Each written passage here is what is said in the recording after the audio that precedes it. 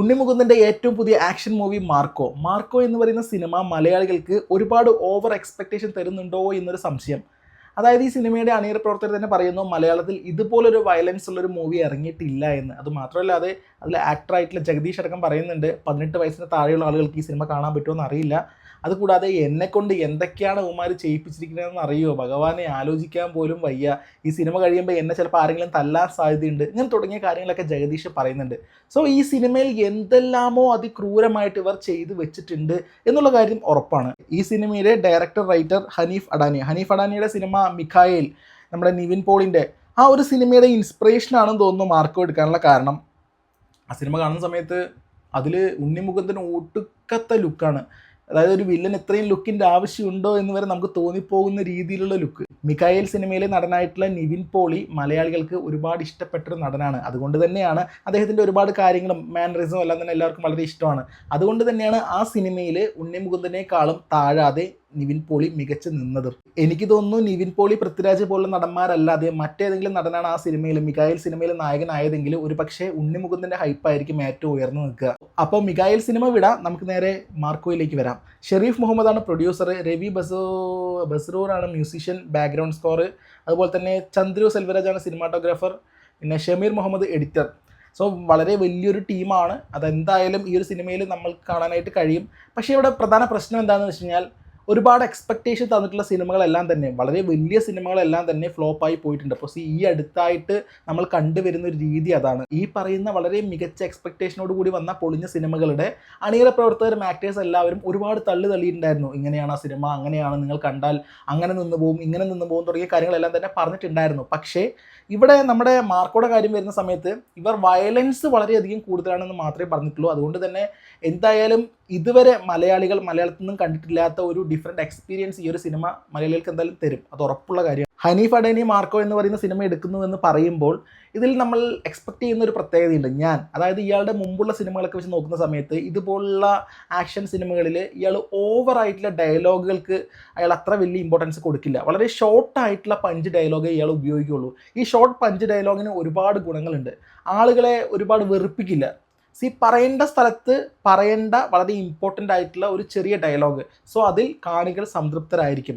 എന്നാൽ ഒരു സീന് തുടങ്ങുന്നതിന് മുമ്പ് ഡയലോഗിൻ്റെ ഒരു പൊടി പൂരം തന്നെ വലിച്ചു നീട്ടി പഴയ ഷാജി കൈലാ സിനിമ പോലെയൊക്കെ വന്നു കഴിഞ്ഞാൽ ആൾക്കാർക്ക് പെട്ടെന്ന് വെറുക്കും. ഇപ്പോഴുള്ളൊരു ജനറേഷന് തീരെ ക്ഷമയില്ലാത്തതാണ്. ഇവരെന്തീ കഥ പറഞ്ഞുകൊണ്ടിരിക്കുന്നതെന്ന് തോന്നിപ്പോകും. സോ ഹനീഫിൻ്റെ സിനിമയിലെല്ലാം ഇത് ഉടനീളം കണ്ടുവരുന്നതാണ്. സോ എന്തായാലും മാർക്കോയിലും ഇത് തന്നെ ഉണ്ടാവുള്ളൂ. അതുകൊണ്ട് ആ രീതിയിലുള്ളൊരു വെറുപ്പിക്കലൊന്നും ആരും പ്രതീക്ഷിക്കുകയേ വേണ്ട. ഉണ്ണിമുകുന്ദൻ്റെ ഫിസിക്കൽ അപ്പിയറൻസ്, അദ്ദേഹത്തിൻ്റെ ആ ഒരു ബോഡി മെയിൻറ്റെയിൻ, ആ കാര്യങ്ങളൊക്കെ വെച്ചിട്ട് അദ്ദേഹം ഒരു ഫൈറ്റ് ചെയ്യുക എന്ന് പറയുമ്പോൾ ആ ഒരു ഫൈറ്റ് കാണാൻ തന്നെ വളരെയധികം ഇഷ്ടമായിരിക്കും. കാരണം അദ്ദേഹത്തിൻ്റെ കയ്യും കാലുകളൊക്കെ അത്രയും ഫ്ലെക്സിബിളായിട്ട് അങ്ങനെ നീട്ടി ഇടിച്ച്, അപ്പോൾ അത്രയും പഞ്ചായിരിക്കും. നമ്മൾ ഓരോ ഇതുപോലുള്ള ആക്ഷൻ മൂവീസ് കാണുമ്പോഴും നമ്മൾക്കത് അത്രയും ത്രില്ലടിക്കാനായിട്ട് കഴിയും. ഇതുപോലുള്ള ആളുകളാണ് അതിൽ അഭിനയിക്കുന്നത് എങ്കിൽ. ഇപ്പോൾ നമ്മൾ ജോജു ജോർജിനെ പറയുന്നില്ലേ, അദ്ദേഹത്തിൻ്റെ പഞ്ച് കിൻഡലിറ്റിയാണെന്നൊക്കെ പറയുന്നത്. ജോജു ജോർജിന് അത്രയും ശക്തി ഉണ്ട് എന്നുള്ളതിലല്ല, അദ്ദേഹത്തിൻ്റെ ഫിസിക്കൽ അപ്പിയറൻസ് അങ്ങനെയാണ്. അത്രയും വലിയൊരു മനുഷ്യനാണ്. അപ്പോൾ അയാൾക്ക് ഇടിക്കുമ്പോൾ അത്രയും പവർ ആ ഒരു വില്ലന് കൊള്ളും എന്നൊരു ധാരണയാണ് കാണികൾക്ക് ഉണ്ടാവുക. അതേപോലെ തന്നെയാണ് ഉണ്ണിമുകുന്ദന് ഒരുപാട് തടിയില്ലാന്നേ ഉള്ളൂ, പക്ഷേ മൂപ്പരുടെ ഫിസിക്കൽ ആ ഒരു ഇത് വളരെ സ്ട്രോങ് ആണ്. അതുകൊണ്ട് തന്നെ ആക്ഷൻ സീനുകൾ വളരെ വളരെ വളരെ അടിപൊളിയായിരിക്കും.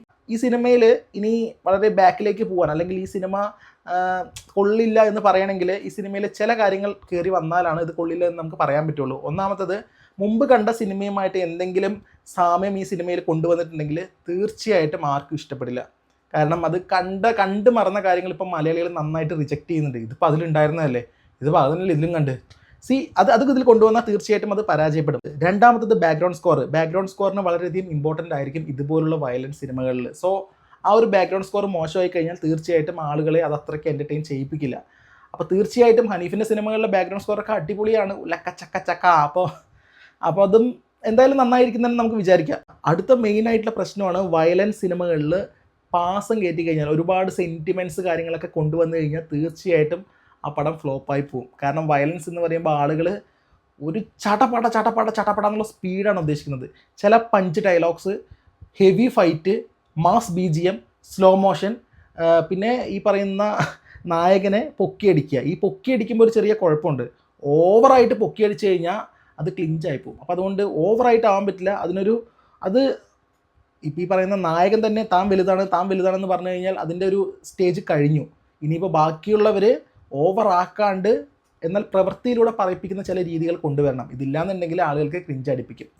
സോ എന്തായാലും അത്യാവശ്യം വെല്ലുവിളിയൊക്കെ ഈ പറയുന്ന മാർക്കോ സിനിമയ്ക്കും ഉണ്ട്. കാരണം ഇതെല്ലാം തന്നെ ഒരുമിച്ച് കൊണ്ടുവരണ്ടേ, എങ്കിൽ മാത്രമേ ആളുകൾക്ക് ലാഗ് അടിക്കാതെ കാണാനായിട്ട് പറ്റുള്ളൂ. പിന്നെ ഒരുപാട് റിവ്യൂവേഴ്സ്, സോഷ്യൽ മീഡിയയിൽ ഒരുപാട് റിവ്യൂവേഴ്സ് ഉള്ളതുകൊണ്ട് തന്നെ എല്ലാവരും ഫസ്റ്റ് തന്നെ വിലയിരുത്തും ഇതെന്താണെന്ന് പറഞ്ഞിട്ട്. സോ ആരൊക്കെ എന്തൊക്കെ വിലയിരുത്തിയാലും നിങ്ങൾ നേരിട്ട് പോയിട്ട് സിനിമ കണ്ടിട്ട് നിങ്ങൾ അതിനൊരു അഭിപ്രായം കൊടുക്കുക. അതാണ് ഏറ്റവും നല്ലത്. മാർക്കോ എന്ന സിനിമ മലയാളികൾക്ക് നൽകിയിട്ടുള്ള ആ ഒരു പ്രതീക്ഷകൾ ഇതെല്ലാമാണ്. സോ എന്തായാലും കാത്തിരുന്ന് കാണാം മാർക്കോ ടീം എന്താണ് ആ സിനിമയിൽ ചെയ്തു വെച്ചിരിക്കുന്നതെന്ന്. അത്യാവശ്യം വെല്ലുവിളികളുണ്ട്. ഇത് ഈ സിനിമകൾ ഒന്നും തന്നെ ഓവറാക്കാൻ പാടില്ല. ഇത് എപ്പോൾ ഓവറായി അപ്പപ്പെടും, അപ്പം അങ്ങനെ ആ സിനിമ ഫ്ലോപ്പായി പോകും.